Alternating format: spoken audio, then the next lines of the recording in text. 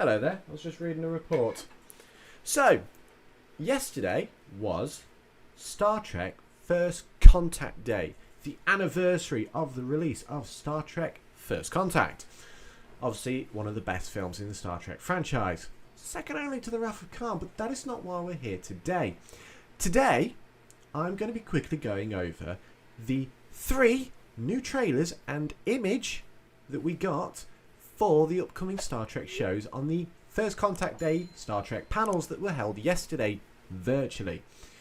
I unfortunately didn't watch the panels, I was kind of trying to get to sleep. However, I did see the trailers, hence why we're going to be talking about the trailers now. So, first off is the Star Trek Picard trailer. I enjoyed Picard. I didn't think it was the best one of the new Trek, but it was enjoyable nonetheless. So, Picard Season 2, I've got some high hopes. Let's have a quick look at the trailer.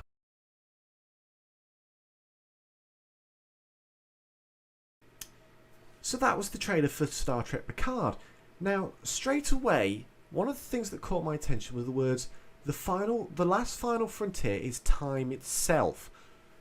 So maybe with a few of the other references made throughout the trailer, like the sand going backwards, we're going to see a bit of time travel this time. Star Trek hasn't, as we know with First Contact and City on the Edge of Tomorrow, Assignment Earth, Star Trek doesn't shy away from using time travel as a set piece for an episode. So with Picard talking about past mistakes, the com badge, the Paradise Lost book, the Bajoran token, and the Stargazer being prominently showed throughout the trailer, maybe we're going to be seeing Picard trying to go back and undo some minor mistakes. Maybe something to do with the Stargazer, like, I don't know, blowing up a Ferengi ship on First Contact. But then we would lose the Picard maneuver. Maybe we could have a reference to Bajor and Deep Space Nine. Maybe we could even see Sisko coming back. Fingers crossed, because I really liked Sisko and I was quite ashamed he died. But either way, I don't know what the reference with Paradise Lost is. There's a bit of chatter within the TrekSphere team about it, but I'm not going to talk about that one much. But the big one that everyone should have noticed, Q's back. Obviously, Q is a major part of TNG, with putting humanity on trial in the premiere episode, as well as finishing the trial in the finale. Of course, he does say the trial is never over, and then laughs. It's great to see John Delancey back as Q. I think he's a brilliant actor. I absolutely love his voice. So, having him back besides a cameo in Lower Decks, spot on. I'm really looking forward to seeing an older Picard and Q's interactions, especially after what happens in Deep Space Nine and Voyager with the Q Continuum. So that's going to be interesting. Next up, we got the Season 4 Discovery trailer. I am highly, highly looking forward to this one. So Season 3 was a strong season in my opinion, but had some down points, I will admit. But Season 4 has already got my interest. Now, first off, I want to just talk about the uniforms. As I am a cosplayer, I love uniforms. This is one of my favourites. And the uniform that we saw at the end of Season 3 with the plain light grey with the division colour stripe, I found that interesting. I found that a callback to the motion picture, as well as the original series in TNG. And I thought that was an interesting mix-up. Obviously, as you can see in the Season 4 trailer I'm about to tell you, things have changed.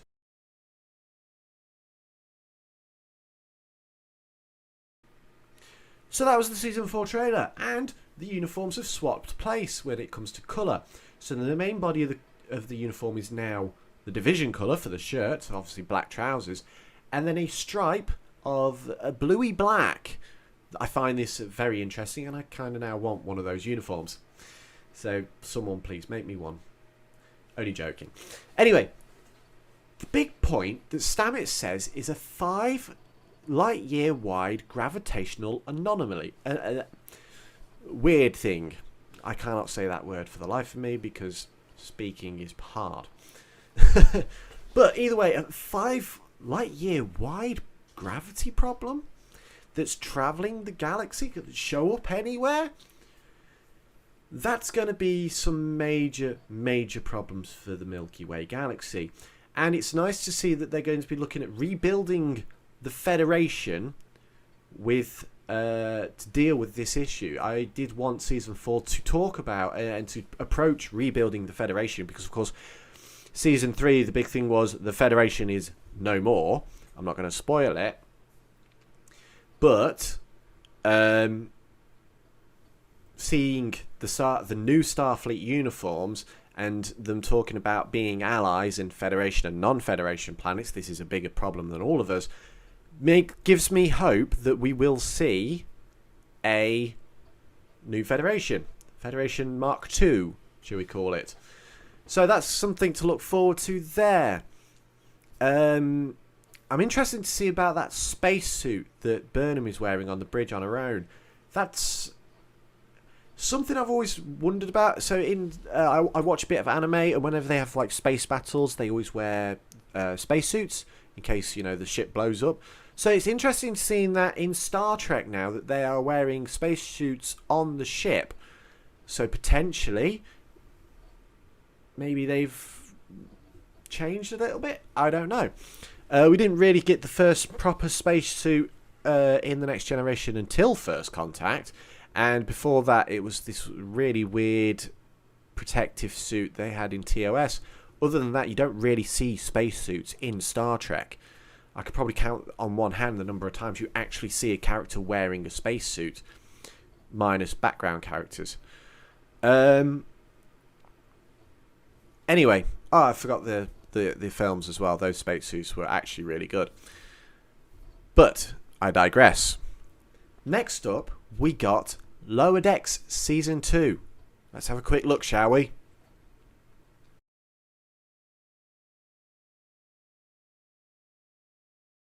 Let's do some sci-fi stuff. Yes, I actually really like that that phrase. As you know, Lower Decks is a very tongue-in-cheek, comedy-centric show, whereas the rest of Star Trek's rather serious, with a bit of comedy sprinkled in. This is the other way around. It's flipped it on its head, and I absolutely love that. So it's great to see the comedy aspect is still back. Jonathan Frakes is back as Riker, as captain of the Titan.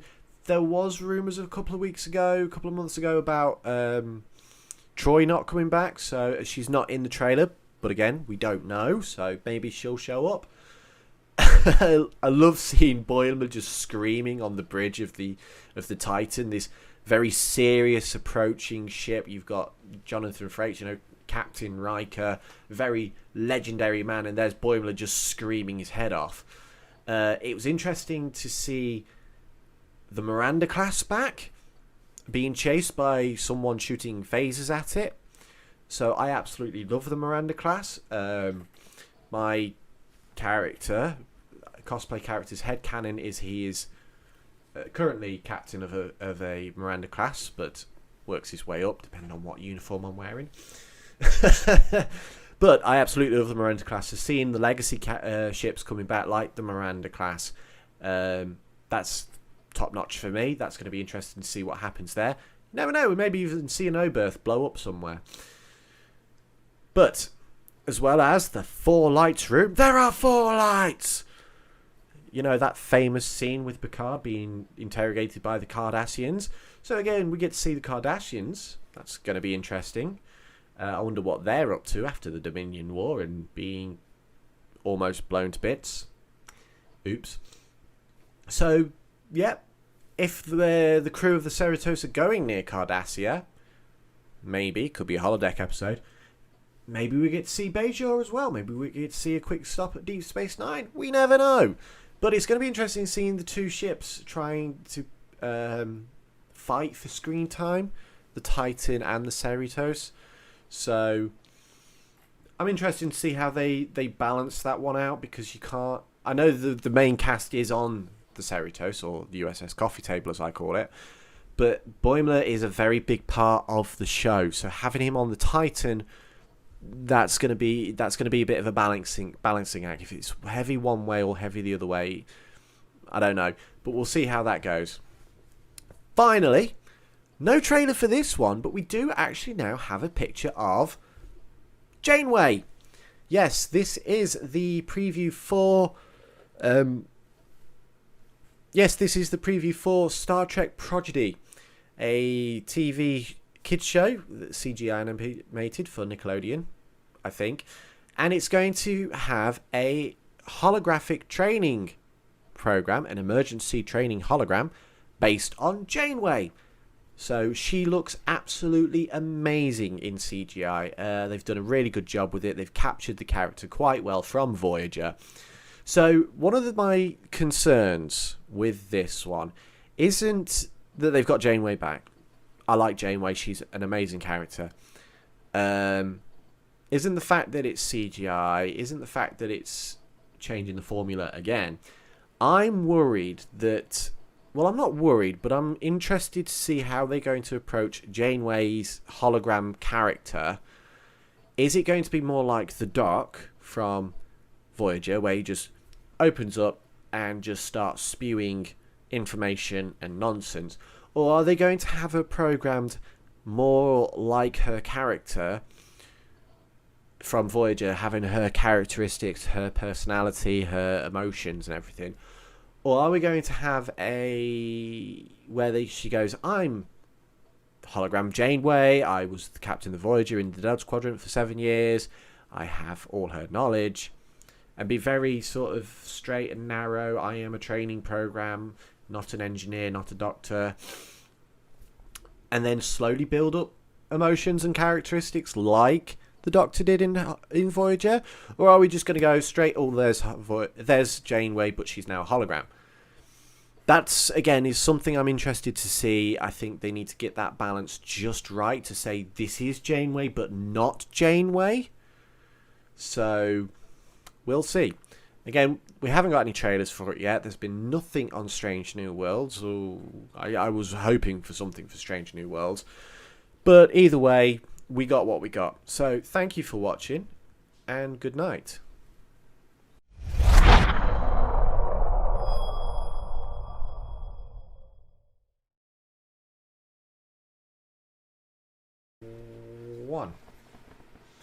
Hello there. I was just reading a report on what